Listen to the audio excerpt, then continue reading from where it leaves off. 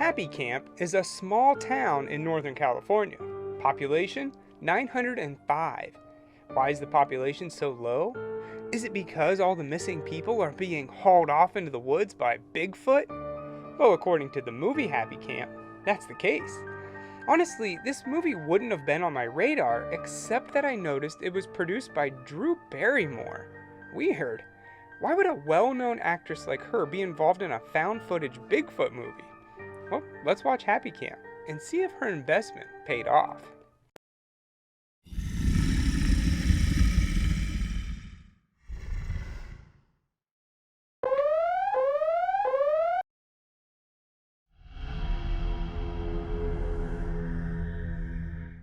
It opens up telling us the absurd number of missing people reported in and around Happy Camp. 627 in the last 25 years. That's 25 people a year. In a town of 905, I think this would have been a little bigger news. In reality, that number's a bit exaggerated, with really about 12 people who've gone missing, which sucks, but still, that's better than 625. Anyway, for the sake of the movie, sure, a bunch of people go missing in this town. One of them is Dean Tanner, who was taken in 1989. They interview his mom and some of the locals, which all hint at something in the woods taking the kids. Instead of calling the National Guard or asking for help, the town prefers that tourists stay away, and they let them deal with their own problems. Fast forward to present day, and we meet our main cast. There's Michael, Anne, Josh, and Teddy. Michael was Dean's adopted brother, and is coming back to Happy Camp for the first time in 20 years. The rest are there to help him through it, and to record it for a documentary. Why this is documentary material, I don't know, but there you have it. Josh brought along his dad's old busted up RV that looks like it just rolled off the set of Breaking Bad. All they can do is just hope and pray that it'll get them to the small town. While they drive, Michael goes into a bit more details about his childhood, how the Tanners adopted him, and Dean was instantly his best friend.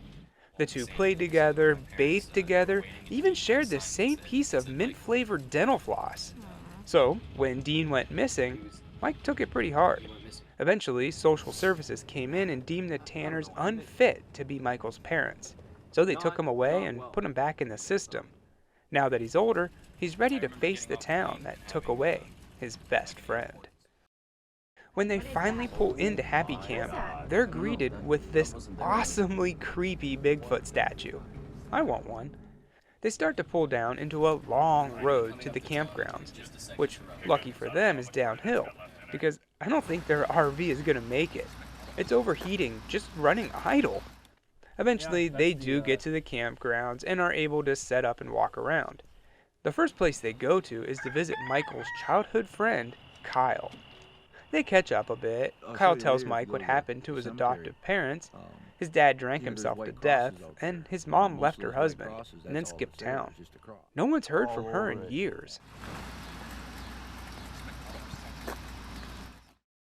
They go around and interview some locals, the most notable being Rattlesnake Frank, who isn't too friendly with tourists, calling them flatlanders. Flatlanders don't belong up here.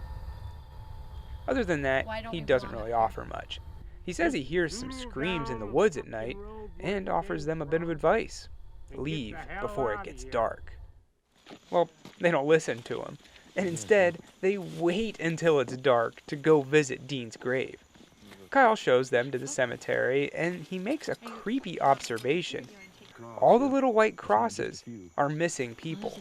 The cemetery has a lot of burial markers, but not a lot of bodies buried underneath them. People go missing, nobody ever knows what happened. They're just gone. Mike goes to his brother's grave alone at first, but eventually Anne goes to comfort him. After a while, they all head back to the RV for some rest. Tomorrow's a big day. They're all going to Michael's childhood home. Before that, however, they're all awakened in the middle of the night when something big slams against the RV. Teddy runs outside, thinking that it's the locals trying to scare him away. But he only finds a rather large rock, and nothing else. In the morning, after some repairs to the RV, they head out deep into the woods to Mike's old home. Eventually they make it, and all I have to say is, This was it. nice place. They take a look around, and Mike shows them where he used to sleep. He mentioned that even though they didn't have much money, they were a family, and he was actually pretty happy. Then they go to the last place anyone saw Dean. The whole goal of this trip was for Michael to remember what exactly happened, but it seems like he just blocked that part of his brain out. Still, to this day, standing here, nothing. He just doesn't know what took his brother. Frustrated and upset with this, Mike just storms off, opting to walk back to the camp. The others chase after him, but he's adamant. He just wants to be left alone. It's getting dark and still no sign of Mike, so the group wander around town aimlessly, hoping to find him. They eventually do find themselves at the police station, and upstairs, we see all the missing persons posters plastered up on the wall, with Dean's front and center. A creepy sight. Eventually, they do find Mike, and they all yell at him for wandering away. But I get it. The guy needed his space. Just back off. He's going through some stuff, and all you can do is shove a camera in his face? So, what do you do when you're mad at someone and you want to cool off? You go to the bar, of course. Look at the beer Mike is drinking. Isn't that the lightest beer you've ever seen in your life? It looks more like champagne. After the bar, they all head back to the RV, only to see that it's been trashed. Again, they think it's the locals, but they didn't take anything. All their stuff is still in there. They go to the office manager to get some help, but she just ignores them and turns off the lights. Suddenly, they hear someone yelling and gunshots. Oh my God! That's all they need to convince them it's time to go. But of course, the RV won't start. After a bit of persuasion, Josh is able to get her fired up, and they book it out of there, leaving Happy Camp in their rear view mirror. But remember, the RV couldn't make it going downhill. How the heck do they think they're gonna fare going up? Obviously, it starts stalling out on a dark back country road. What are they gonna do now? The way Mike sees it, their only option is to walk to the nearest house and hope that they can help. But Josh and Teddy don't agree with that plan, You and you too. knowing that the locals don't want them there in the first place. So the group splits up. Mike and Ann go for help, and Josh and Teddy stay with the RV. Up to this point, you might be thinking there's a real absence of something in this movie. Oh yeah, where's Bigfoot? Well, don't worry, it's coming. For better or for worse. With the group split up, Josh and Teddy see him first. And from a distance, okay, a huge hulking beast looks pretty good. But then another one attacks Mike and Ann, and we get to see it up close.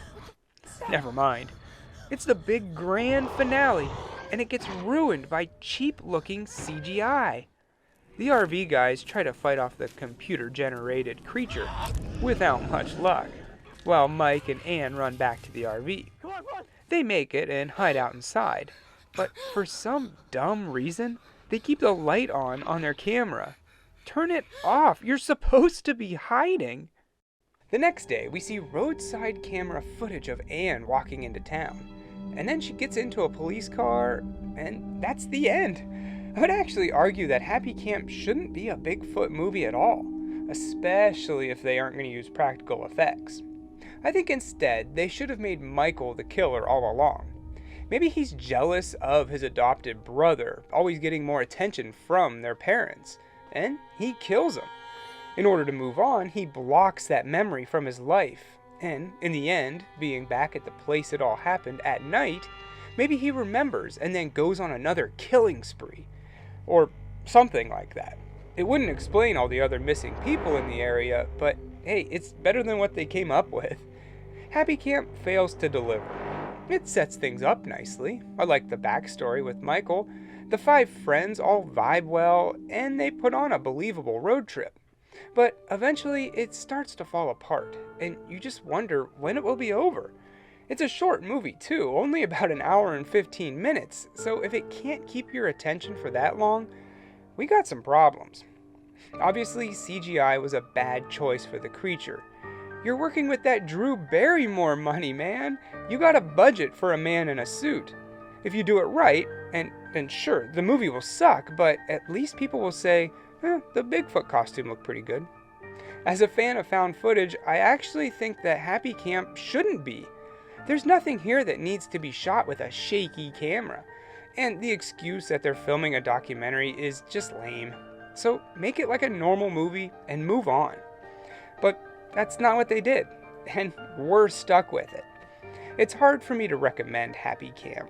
There are a few creepy moments and some decent talent here, but not enough to warrant your time. I give it 1.5 broken down meth lab RVs out of 4. This is Dad's hunting vehicle as well.